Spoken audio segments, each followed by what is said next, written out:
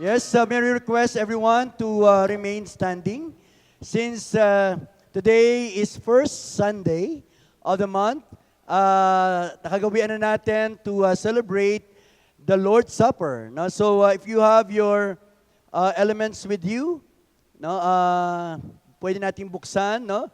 Kanina medyo mahirap siya buksan dahil medyo na sealed siya ng maigi. So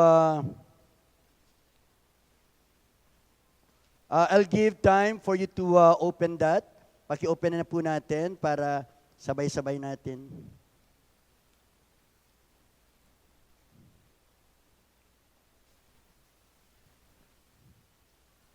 Medyo mahirap talaga, no?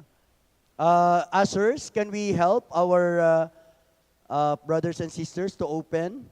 So, i-ano natin sa supplier siguro. Parang nagdikit yung ano.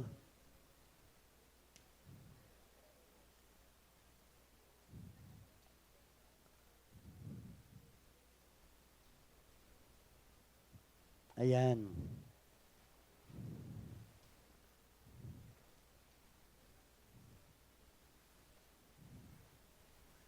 Yan po. Lahat po ba ihanda na? May I ask everyone to... Okay po, meron na po. Ayan. So, let's focus muna na sa ating, kung tapos na po tayo, let's focus na sa ating gawain. No? This is our first Sunday communion. And before anything else, we welcome everyone no, to COG Gen 3. This is the second service. No? And we still have one in the afternoon, no? 5 p.m. So I know that most of you are doing this. Every time you wake up, humingi na kaagad tayo ng tawad, di ba, sa Panginoon. No?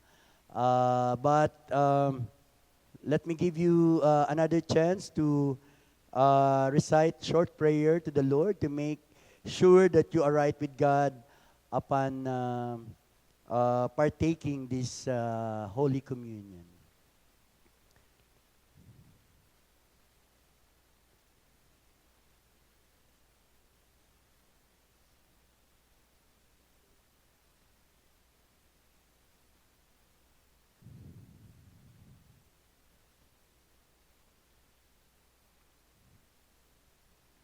Jesus, on the night he was betrayed, took bread, and when he had given thanks, he broke it and said, "This is my body, which will be given up for you. Do this in remembrance of me." Sabay-sabay natin kainin ng tinapay.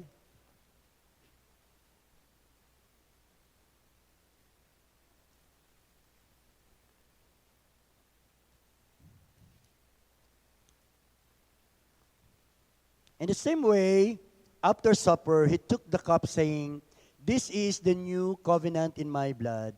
Do this whenever you drink it in remembrance of me." Sabay-sabay natin inumin.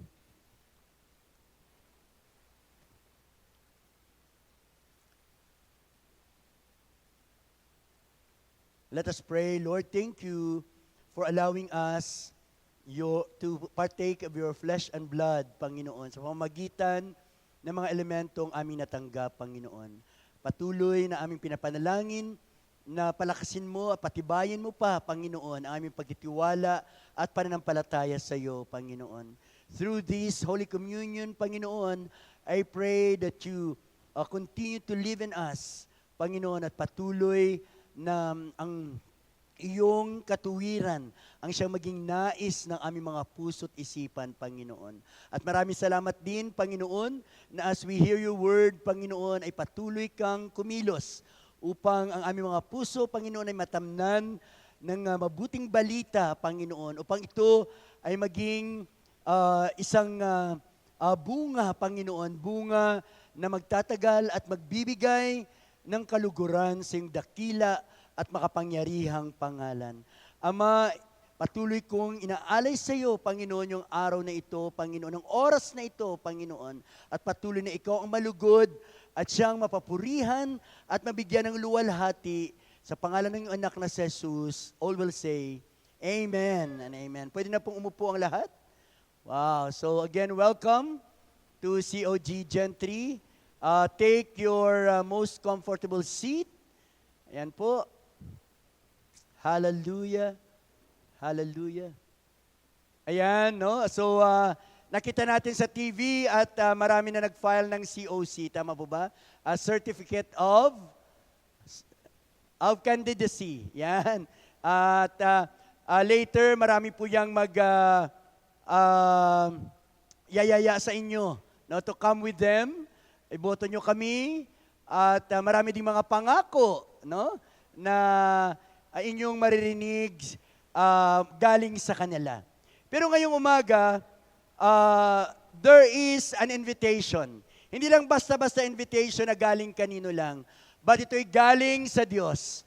At mayroon din siyang pangako na pag tayo po ay lumapit sa Kanya, kahit ano pang bigat ang ating dinadala, bibigyan niya tayo ng kapahinangahan.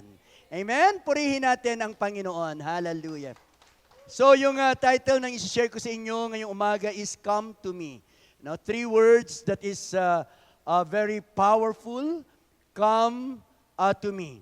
Ito po ay galing sa isa lang na verse yung atin pong pag-uusapan today. And alam ko na ito ay part ng mga memory verses ng iba. Ano? Sino pong nakakaalam ng Matthew 11:28? Alam ba natin yon? So yan po ang atin pong pag-uusapan ngayong umaga. At alam ko, God is going to do something special today. Mayroon ba dito first time sa umagang ito? Can you raise your hand? Mayroon po ba? Wow, mayroon. Wow, pwede ba tumayo at allow us to welcome you with a COG welcome? Palakpakan po natin ang ating mga first-timer. Wow, there are 4 of them. And 5 of them. Maraming salamat po sa inyong pagdalo. You can sit down. Wow. Wow. Wow, sabi ko nga, laging sinasabi ng ating mga preachers dito na there is no coincidence. No? There is no accident in God. Everything is planned by the Lord and He is in control. Amen. So, yes, ipapakita ko na yung ating favorite na verse, Matthew 11:28. So, pwede ba nyo ba akong samahan sa pagbabasa? 1, 2, 3, go. Then Jesus said, 1, 2, 3, go.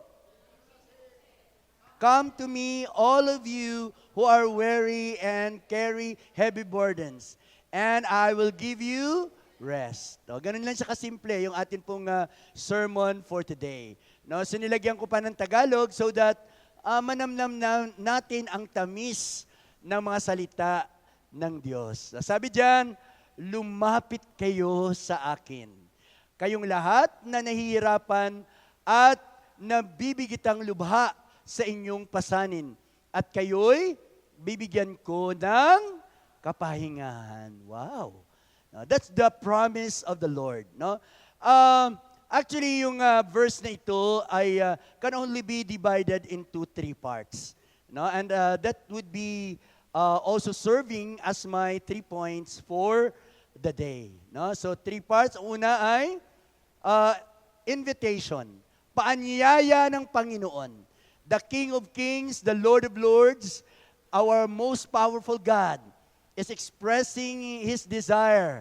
No, sabi nga kanina ni Pastor Derek ay open arms ang ating Panginoon. So umagang ito, iniimbitahan tayo ng Panginoon to lay everything to Him. So sabi niya, come to me. Lumapit kayo sa akin. No? At ang part niyan ay nagsasabi ng kanino ibinigay ang imbitasyon na ito. Sabi diyan, all of you. When you say all of you, lahat po yun. Tama ba? All of you who are weary and carry heavy burdens. At ang pangako ng Diyos, itong pinakamaganda sa lahat, the promise of the Lord is, I will give you rest. Wow! Sige, palakpakan po natin ang ating Panginoon. Aminin man natin o hindi, no?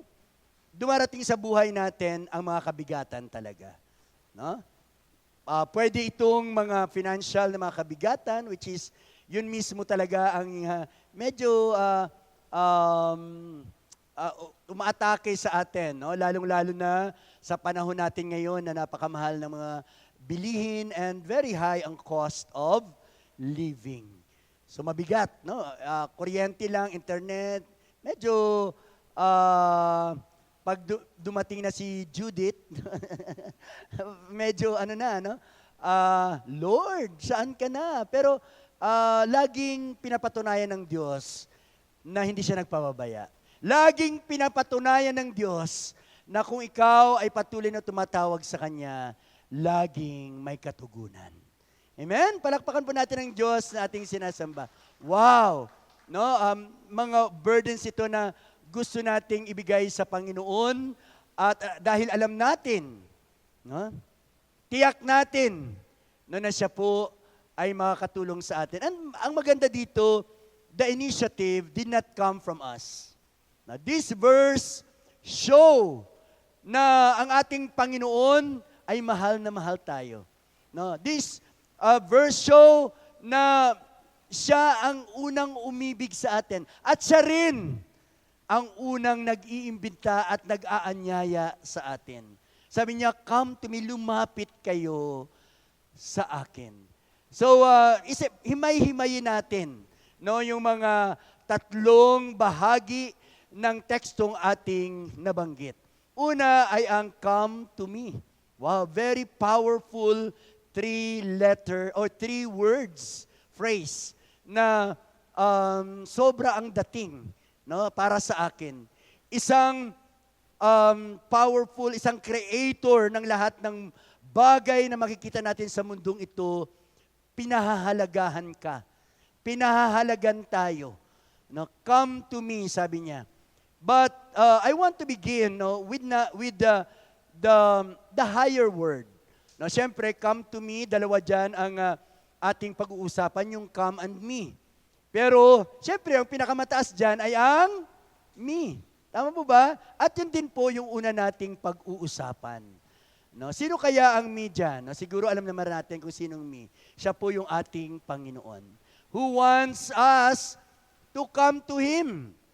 No, come to me, sabi niya. Lumapit kayo, mga nabibigatan. But you know what? No, sadly, sa buhay natin, aminin man natin o hindi, no, there are times na hindi natin inuuna ang Panginoon. Tama po ba ako o tama ako? Minsan, sadly, ay siya pa yung pinakahuli natin. Pag natapos na lahat ng diskarte natin sa buhay, saka lang tayo magsasabi, suko na ako, Lord. Diba? Parang ganun tayo. Bakit hindi natin baligtarin? Bakit sa una pa lang na naramdaman natin ang kabigatan, bakit hindi kaagad tayo lumapit sa Panginoon? Amen? Dapat yun ang una nating reaksyon. No? Kasi yun naman ang gusto ng Panginoon. No? Magtiwala tayo sa Kanya. Sabi niya sa Hebrews, without faith, it is impossible to please God. So, ibig sabihin ng ating pagtitiwala sa Panginoon at pagbibigay ng ating pag-asa sa Kanya, yun ang nagbibigay sa Kanya ng kasiyahan. Yun ang nagbibigay sa Kanya ng kaluguran. Kung bitawan natin ang kapit sa ating mga sarili at ilagay natin ang ating pagtitiwala sa ating Panginoon. Amen po ba? No, yan po ang ating sinasabing me. No? Sabi ko nga, sadly, sometimes, even before we come to the feet of Jesus, no? Naalala ko tuloy dito si Martha at saka si Maria. No? When Jesus came in sa kanilang bahay, no, fretting na kaagad ito si Martha. Aligagaan na siya kaagad. No? Hindi niya na alam kung anong gagawin niya. Bising-busy na po siya. But sabi ni Lord, hindi naman yan ang gusto ko eh. Ang gusto ko, lumapit kayo sa akin. Ako ang bahala sa inyo. Yung gusto ni Lord. Yung ibibigay natin sa Kanya yung problema natin.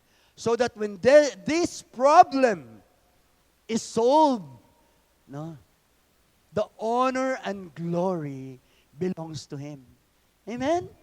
Kasi sometimes, ang mga tao ay katulad natin, tayo gusto natin, we are in control of everything.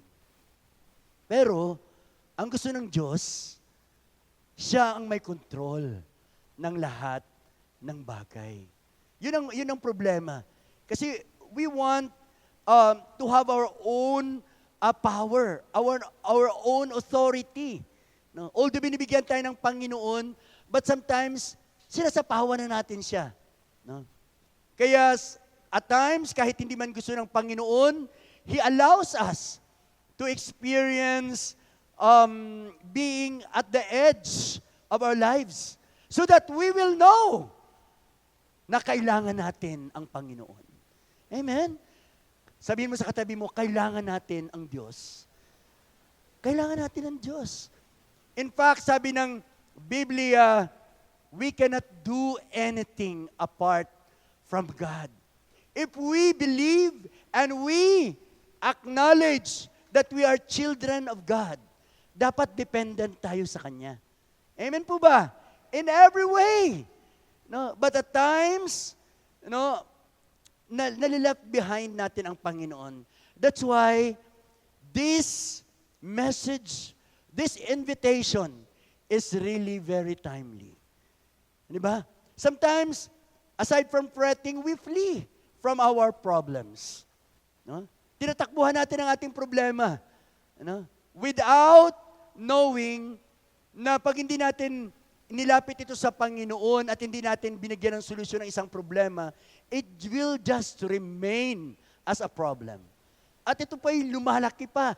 Pinababayaan natin lumalaki at lumalaki at lumalaki. Why not bring it to the feet of Jesus?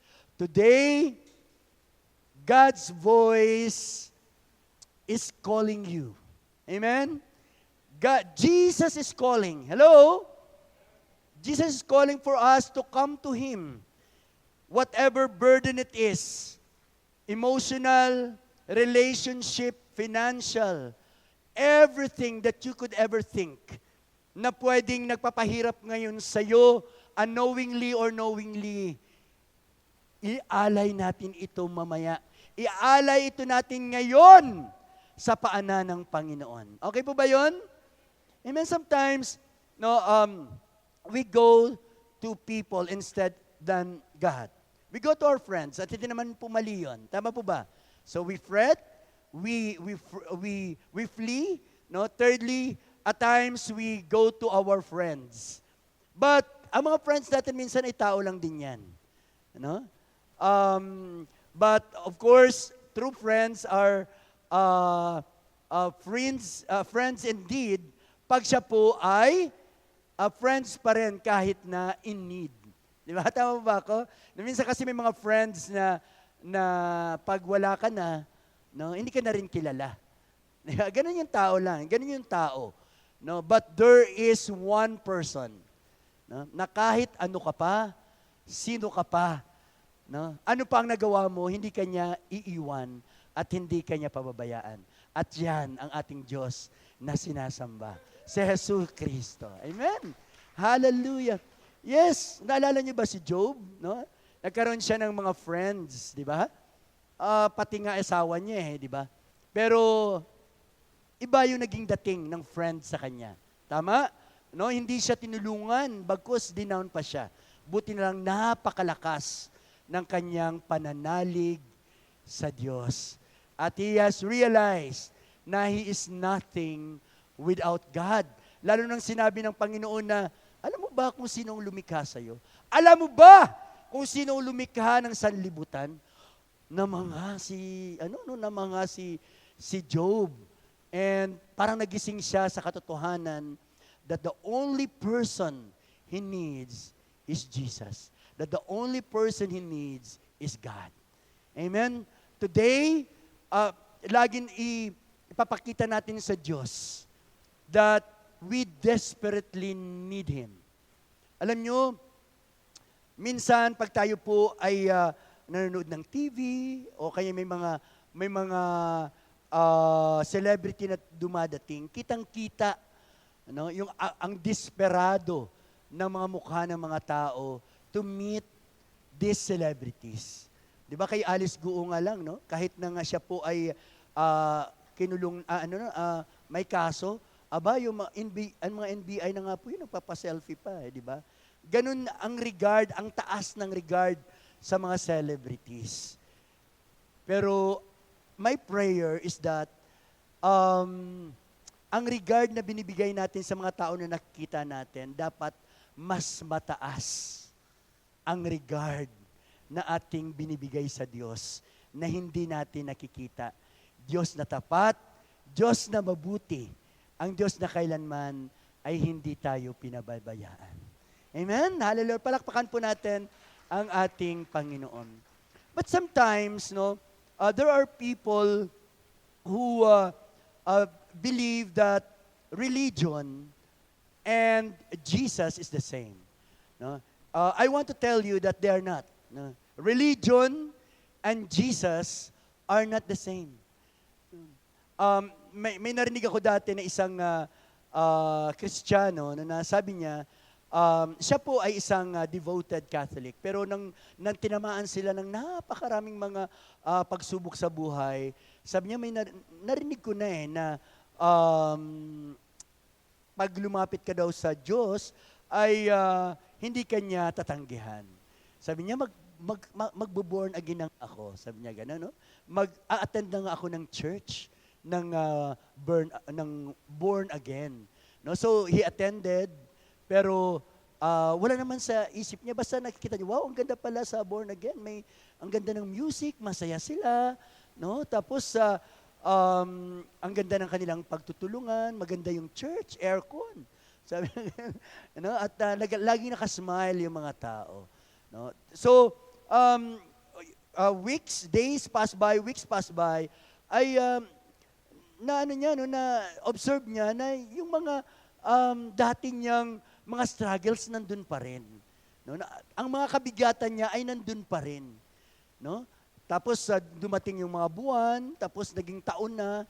Kaya sabi niya, ano ba yan? Sabi niya, matagal na ako sa church, pero parang lalo pang dumagdag ang aking mga burdens. Lalo pang dumagdag ang aking mga struggle. Kasi nga, baka pumapasok sa church, no? Pumapasok siya sa isang religion, not really he is coming to Jesus. No? So, even church, no? Hindi ibig sabihin na tayo po ay pumupunta sa church, pumupunta na tayo automatic kay Jesus. Of course, it helps. No? Pero, pwede, no, na tayo po ay laman ng simbahan linggo-linggo. Laman ng simbahan kahit na sa Wednesday service, nandun ka rin, o kahit na andun ka rin sa Dawn Watch, o sa lahat ng activities ng church. Pero, hindi mo talaga na-meet si Jesus. Hindi ka talaga lumapit kay Jesus. No? You can be attendees of the church regularly, pero you can also walk out and change. Dahil hindi ka talaga lumapit ng totoo sa Panginoon. So hindi ibig sabihin na nasa church ka ay nasa Panginoon ka na. But I pray na hindi po yan ang mga taga-COG Gentry. Amen? Kasi alam ko, ang mga taga-COG Gentry, pag lumapit sa Panginoon ay totoo. Pag lumapit sa Panginoon at nakarinig ng kanyang salita, tinatago at ina-apply ito, no? Minamahal ang salita ng Diyos at ina-apply ito sa kanilang buhay. Because unless you truly encounter and experience God, hindi talaga mababago ang inyong buhay. At yung mga burdens na sinasabi natin will just remain. Amen po ba? No, so, you're coming to church is not always the same as coming to Jesus. So, kailangan natin talaga lumapit sa Panginoon ng totoo. Amen po ba? Ano pa ibig sabihin ng paglapit natin sa Panginoon mamaya after ng ay explain din natin kung paano tayo lumapit sa Panginoon. Ito ba ay pasayaw-sayaw lang tayo, tapos pag nakakita, pangit yung tunog ay hindi na tayo sasayaw. Ang pangit kasi ng tunog eh. O kaya pag nakita mo yung naiinisan mo ay hindi ka na lumapit sa Panginoon kasi na-bad mood na ako eh. Di ba?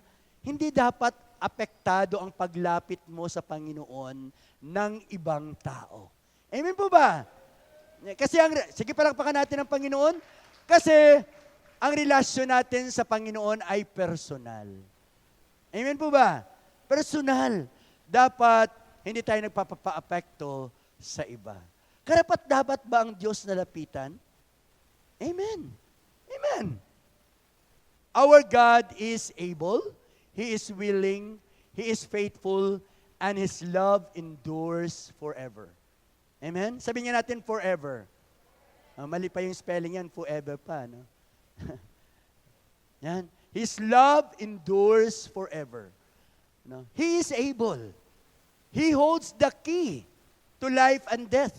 Sabi doon sa last part ng Matthew, sabi doon, lahat ng kapamahalaan ng langit at ang lupa ay ibinibigay na sa Diyos Anak. His name is Jesus. Sabi sa Acts 4:12, I think, no, sabi doon, walang ibang pangalan na itinalaga para sa ikakaligtas mo, kapatid, sa ikakaligtas ng kasangkatauhan, kung hindi ang pangalan ng ating Panginoong Hesukristo. Kaya kanino pa tayo magtitiwala? Kanino tayo lalapit? Kundi sa Panginoong Diyos lamang. Sometimes, we flee, no? We fret, we go to friends. No? We flee and we go to some vices, knowing na akala natin ay ito'y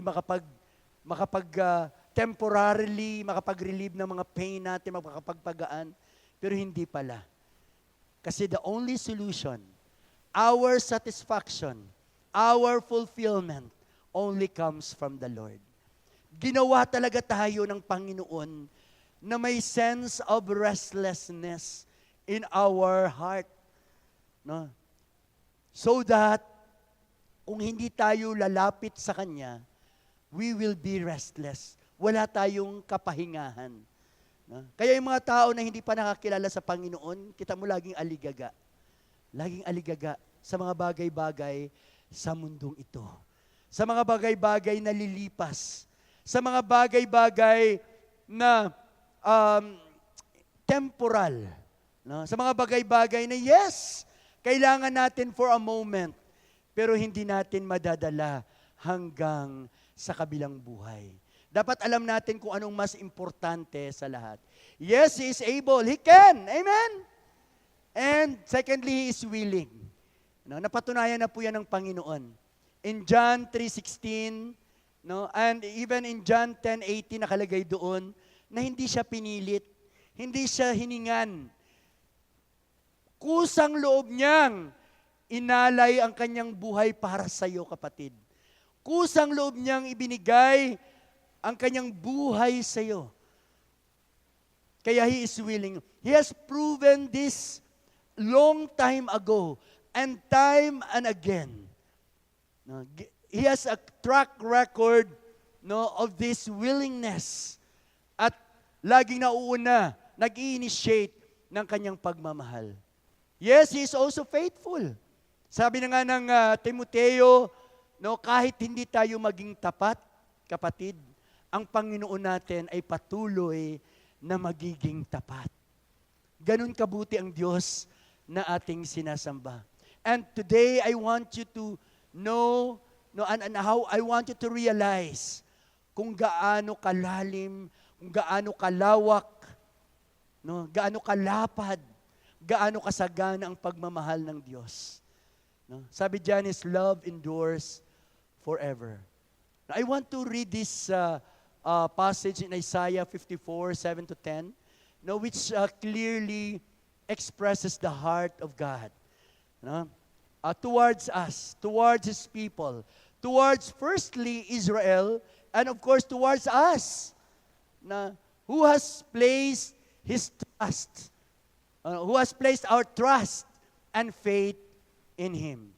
No, damdamin natin ang nakasulat dito sa Isaiah 54:7-10. Sabi diyan, For a brief moment, I abandoned you. But with deep compassion, I will bring you back. Sino dito yung mga parang feeling nyo iniwanan kayo ng Panginoon? God's promise is He will bring you back. Amen? He will bring you back. Whatever it is na parang feeling ninyo ay ninakaw ng kalaban, ng enemy, God can bring that back to you. At mas doble pa, mas marami pa. Na remember yung life no ng ating kapatid na si Job, 'di ba? Practically everything was taken from him.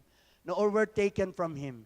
Pero at the end of his life, lahat ng ito ay binalik sa kanya ng Panginoon as mas higit pa.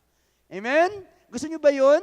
No, gusto niyo ba 'yon? Sige, purihin natin ang ating Panginoon. Palakpakan po natin siya. And verse 8, sabi niya diyan, yes. No, if you notice, nakalagay diyan, nakita natin yung seesaw ng emotion ng Panginoon. No, nagagalit din siya, nagtatampo din po siya. Amen po ba? Ganun po, may damdamin din ang ating Panginoon. In a surge of anger, I hid my face from you for a moment. Dahil may kasalanan kayo eh. Kasi yung Diyos hindi siya pwedeng mag-unite sa mga kasalanan. Pero sabi niya, for a moment lang yon. Pero sabi niya, but with everlasting kindness, I will have compassion on you. Kaya kapatid, anuman ang nagawa mong kasalanan, minsan, tandaan mo, hindi ka matingnan ng Diyos dahil sa kasalanan mo. Hindi niya kayang hawakan ka dahil nandun ka sa kasalanan mo. Pero know this, but His everlasting kindness and compassion will always be for you. Amen? Ganon kabuti ang Diyos na iyong sinasamba, kapatid. And look at this, verse 9. Sabi diyan, to me, this is like the days of Noah, where I swore. Sumumpa ang Panginoon. Sumumpa siya. Pero kanino ba siya manunumpa kung siya ng pinakamataas? Wala na. Kaya he swore by himself.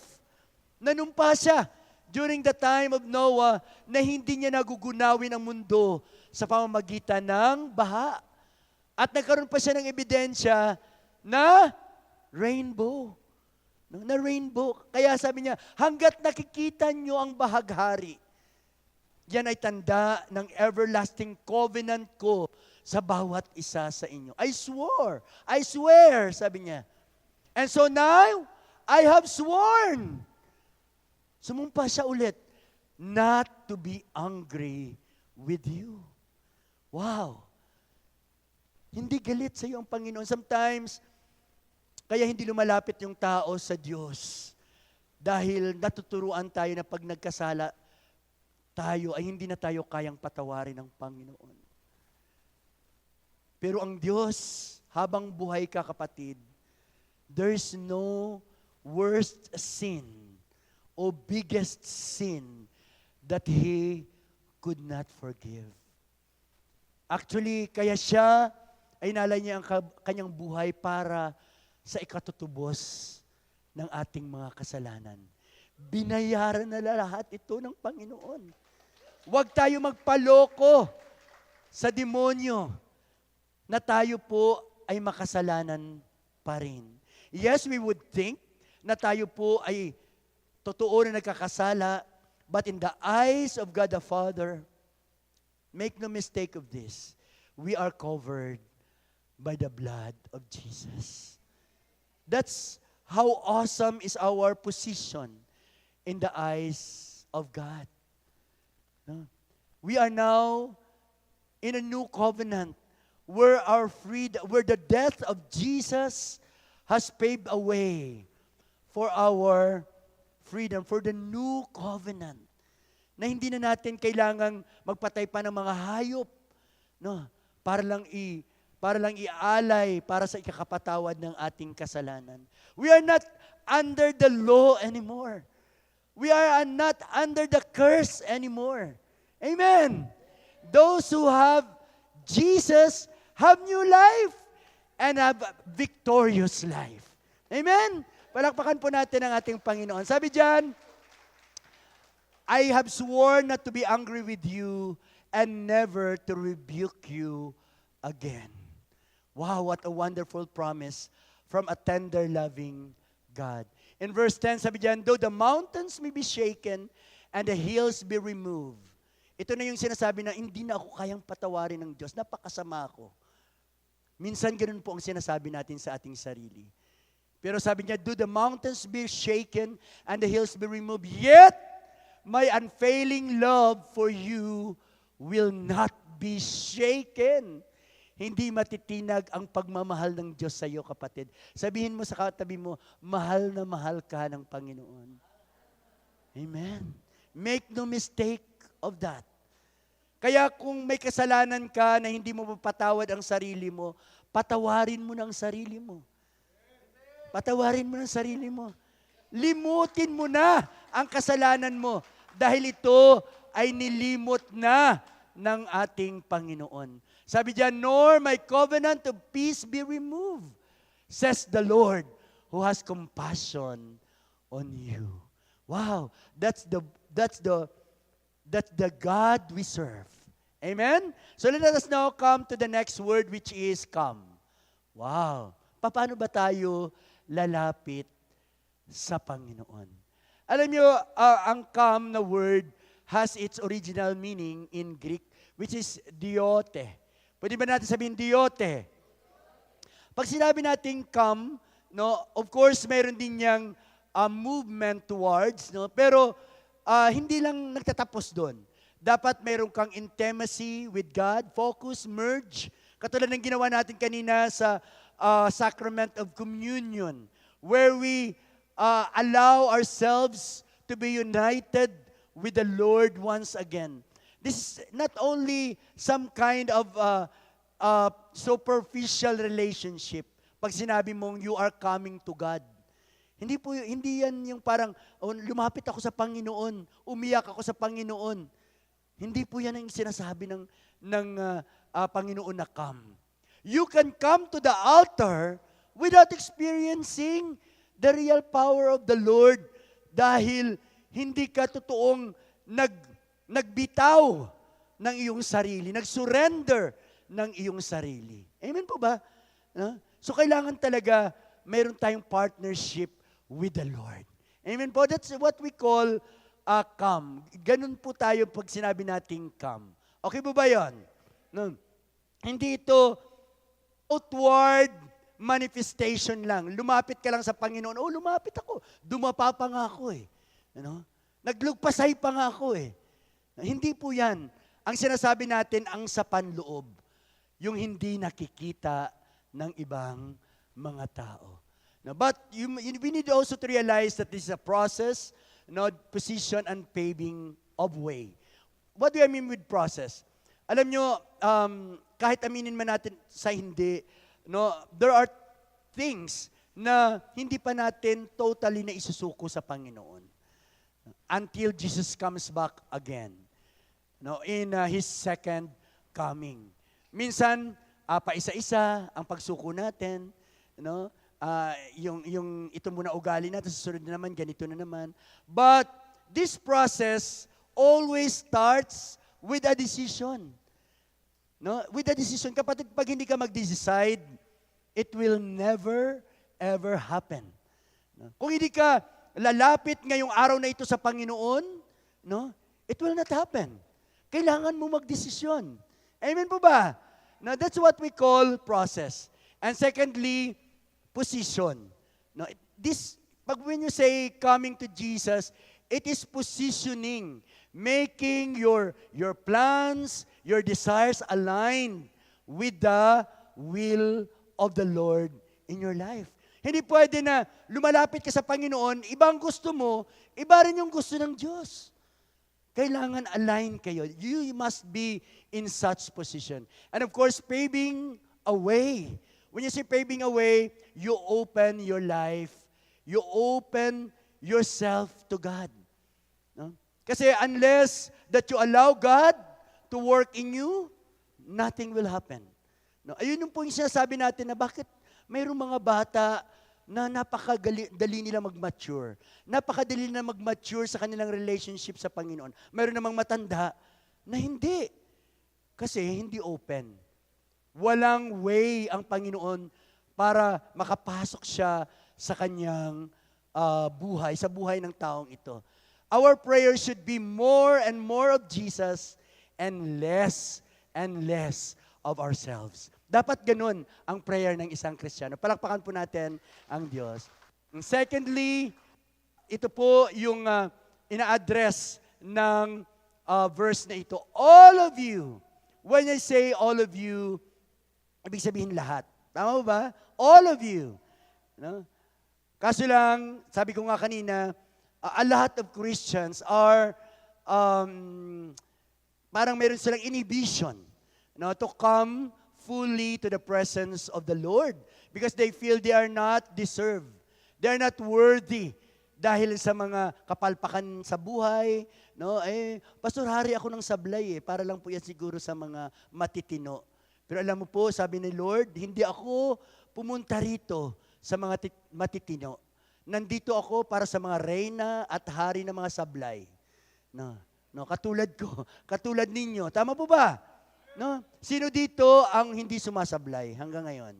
Wow, hindi sumasablay? Wow. No? Niyo po, yes, at times you feel like that and it's okay. No? Okay lang po yun na ganun yung feeling natin pag nagsisikap naman talaga tayo to be right with God, kaya natin i-achieve. Kaya natin i-achieve. Amen? Si Job, no, ay sabi ng Panginoon, blameless siya eh. Di ba? Tama ba? Blameless siya. So, ibig sabihin, kung tayo po talaga magsisikap, no, na magpasailalim sa kalooban ng Diyos, kaya natin na maging blameless. But you know what? Holiness comes only from the Lord. Amen? Sige, palakpakan po natin ang Panginoon. Kaya dapat, let us always come to Jesus. Let us always come to His presence. Let us always come to His Word para tayo po ay tunay na mabago at magkaroon ng real encounter with the Lord. Sino naman nito yung who are weary and heavy, carry heavy burdens? No, sa aking research, no, ang ibig sabihin pala ng heavy laden ay weigh down. And I like that translation, weigh down, may bigat. No, sino dito yung may bigat na dinala? Hindi lang yung mga medyo matataba, no, yung ano lang, may bigat talaga sa katawan. No, ibig sabihin mayroong dinadalang sakit ng kalooban, no, yung mga unforgiveness, yung mga even mga physical, no, yung atin pong mga bayarin, no, pwede kasama po diyan. No? Kasama po ito yung mga tatlong to, trials and temptations. No? Minsan ay dito tayo nahuhuli. Yung mga trials na ito sometimes ay nagpapabagal ng ating takbo sa ating takbuhin sa Panginoon. No? Dahil nga hindi tayo nasasanay. We feel like ang trials ay foreign or hindi totoo. Parang nagdi-dream pa rin tayo ng isang buhay dito sa mundo na walang trials. Ilang beses na pinenrich dito ng buhay dito sa mundo, mayroon talaga yun. Amen po ba? At hindi exempted ang mga Kristiyano. And sometimes, no, these burdens ay nanggaling sa mga ceremonial laws. Ito po yung mga traditions, no, dating ini-implement ng mga Pariseo, no, sa mga Israelita na hindi naman nila tinutulungan kung paano gagawin. Kaya naging burden sa mga Israelita.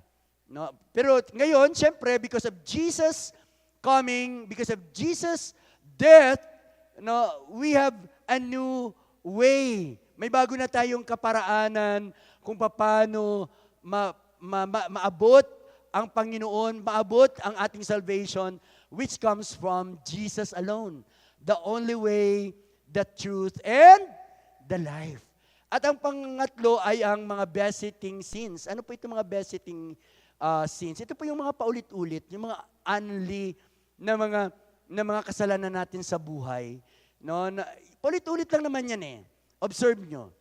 You will fall on the same sin na you have fallen mga two weeks ago or 1 month ago or 1 year ago or 3 years ago. Same lang po yan. Tama po ba ako? O ako lang po yan? No? Ang mga kahinaan natin alam ng kalaban. At doon niya lang tayo tinitira. Unless we come to Jesus and allow these weaknesses to be our strength, hindi po tayo makakaahon dyan. Patuloy lang po tayong bibisitahin ng ganyang mga kasalanan. Amen? That's why, dapat ialay natin yan sa Panginoon.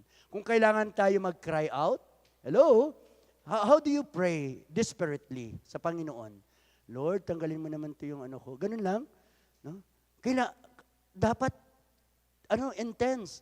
Dapat you show to God that you desperately need Him. No? Last week lang ay we were witnesses doon sa sermon ni Pastor, di ba?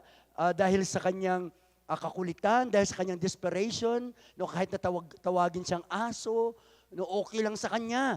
Basta makaambit lang siya ng mula sa Panginoon. Amen po ba? Ganun dapat tayo. Baka sabi, Lord, bigyan mo naman ako ng house and lot. Palagay mo, bigyan ka ni Lord ng house and lot? Siyempre, Lord, bigyan mo ako ng... Dapat ipakita mo talagang kailangan mo yun. Amen po ba?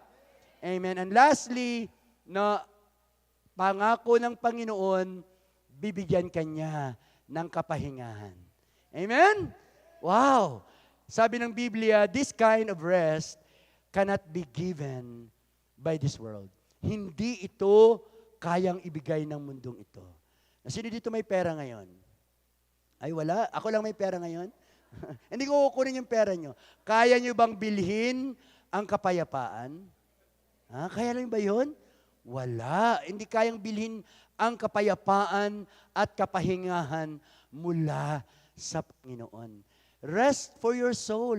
Ito ay katunayan lang na tayo po ay hindi lang katawan. Kaya wag mo yung katawan mo lang yung inaano mo. Wag katawan mo lang yung pinufulfill mo. I-feel mo rin yung soul mo. I-feel mo rin yung spirit mo. No? Kailangan ka rin ng soul mo. Kailangan ka rin ng spirit mo. Wag lang laging food. Dapat laging bigyan natin ng pagkain din ang ating kaluluwa, lalong-lalo na ang ating espiritu. Amen po ba? Amen. So, gusto ko lang to end, gusto ko lang ma-define natin what is rest. Ano ba sa inyo yung rest? No, yung yung wala na tayo dito sa mundo, rest in peace, ganun ba? Sino mauna? Rest ba? No? According to the dictionary, ito yung ibig sabihin ng rest. Bodily state characterized by minimal functional and metabolic activity. Stop sa paggawa, stop sa pagkilos. State of motionless or inactivity, to get rest by lying down, especially sleep, or to repose, the repose of death. Nakakatakot naman pala yan. Ibig sabihin, pag rested ka na pala, ay nasa kabilang, kung yan ang panghuli, nakakatakot, nasa kabilang buhay ka na pala. Nakapagpahinga ka na. Totoong pahinga talaga. But you know what? Dito sa meaning ng 11:28 ng Matthew, ibang-iba dito sa meaning ng rest, which is very outward, nakikita, physical, mga bakasyon, retirement, ganyan, mga uupo lang sa sala tapos pindot-pindot lang ng ganun yung sabi nating rest. Pero yung rest na sinasabi dito sa 11:28 ng Matthew ay ganito. Rest here means anapaw.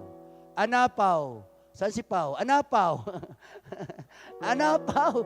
Sabi diyan, the word that means inner peace. Inner peace, tranquility, without anxiety, without fear, without restlessness o compulsive desire. Hindi ka na satisfied ka na pag binigyan ka ng rest ng Panginoon.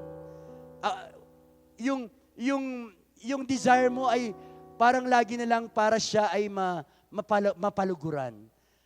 I have seen several mga kapatiran natin dito, no? Tandang-tanda ko, hindi ko lang babanggitin ng mga pangalan, na yung mga desire talaga nila is mabigyan lang ng kaluguran yung Panginoon. Kitang-kita ko sa kanilang mga ginagawa na wala silang ibang ninanais kung hindi mabigyan ng ngiti ang Panginoon. That's how to rest in God. Kontento ka na kung anong mayroon ka. No? Kontento ka na kung anong mayroon ka. Kasi you have already Jesus. Amen? If you have Jesus, you already have everything. Amen? Ganun po ang ibig sabihin ng rested ka na. Hindi ka na restless. Hindi ka na aligaga.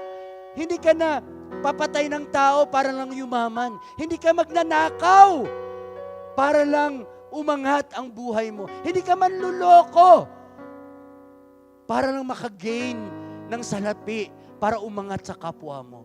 Hindi mo sisiraan ang kapwa mo para lang masabi ng iba na mas magaling ka kaysa iba. Ganyan po ang rest. No? Kasi ang fulfillment mo na ay si Jesus. Hallelujah! Si Jesus na. Wala ka nang kailangang iba kung hindi ang ating Panginoong Jesus. Sabi nga ni David, no, in Psalms 23, ito yung memory verse din natin. And I presented a 3 version para makita natin kung gaano ka faithful si David at gaano niya pinagtitiwalaan ng Panginoon. Sabi diyan, the Lord is my shepherd, I lack nothing. Wala na akong hahanapin pa. Kung may ibibigay man ng Diyos sa akin, bonus na yon. Kasi alam ko naman na hindi niya ako pababayaan. Sabi nga sa Proverbs, even the desire of my heart ay ibibigay ng Panginoon. Saan pa ba ako? Sino pa ba ang hahanapin ko kung hindi ang Diyos lamang? Amen po ba? Sino ang hanapin natin? Ang Diyos na nagbibigay ng ating pangangailangan. Sabi diyan, the Lord is my shepherd. I have all that I need. Kaya naging restless tayo dahil gusto natin ng more sa ating pangangailangan. More. Kaya nagkakautang tayo, kaya nagkukulang tayo, kaya nakakahiram tayo, kaya hindi umaabot sa due date because of restlessness. Mayroon tayong mga dinidesire na hindi pa naman panahon para mapapasa atin. Antayin natin ang rest na ibibigay sa atin ng Panginoon. The Lord is my shepherd, I shall not want. Palakpakan po natin ang ating Panginoon. Tumayo natin po tayong lahat. Hallelujah. Hallelujah. Ngayong umaga ay natutunan natin that we have a God who cares for us exceedingly, terribly, abundantly, overflowingly. Ganun ang pagmamahal ng Diyos sa bawat isa sa atin. What is our response? Amen? At nakita din natin na willing siya. Willing ang ating Diyos, bukas ang kanyang palad na tanggapin tayo. Anumang kabigatan mayroon tayo ngayon, iaalay natin yan sa ating Panginoon. Of course, God answers us in different ways. One is bigla. No, just like dun sa widow ng Saraphat, di ba? No, nung nangangailangan siya ng pagkain, dumating kaagad si Elijah at nagkaroon sila ng pagkain throughout their lifetime. Hindi sila naubusan na kaagad. Agad-agad. Gusto niyo ba yun? Agad-agad nasagutin kayo ng Panginoon. Minsan naman, God allows us to lighten the burden. No? Tutulungan niya tayo habang nandun tayo sa burden na yun. Tinutulungan niya tayo na mapagaan ang ating mga sitwasyon. Katulad ni Ruth. No? wala na siya kasing masisilungan eh. Kaya inalaw ni God na mapunta siya kay Naomi. Amen po ba? Na tinulungan siya ng Panginoon para maging maigi yung kanyang sitwasyon. But sometimes, at ito po ang usual na nangyayari sa atin, hindi tinatanggal ni God yung burden. Hindi tinatanggal ni God tayo sa sitwasyon na yon. Kasi ang gusto ni God, tayo ang magbago para mabago natin ang ating mga sitwasyon at magtagumpay roon. Amen po ba? So, sige, palakpakan na po natin ang ating Panginoon. Now, before we sing this song, I want us to realize na God is giving us an opportunity today. Sabi nga doon sa ating nabasa, all of you who are heavily laden, this is your chance to come to the altar of the Lord and bring everything, practically everything. Wala na tayo ititira sa Panginoon upang lahat-lahat ng mga burden natin ay ialay natin sa Kanya. Giving is part of worshiping. To all who desire to give, you may give your tithes and offering through online bank transaction. Details are provided below.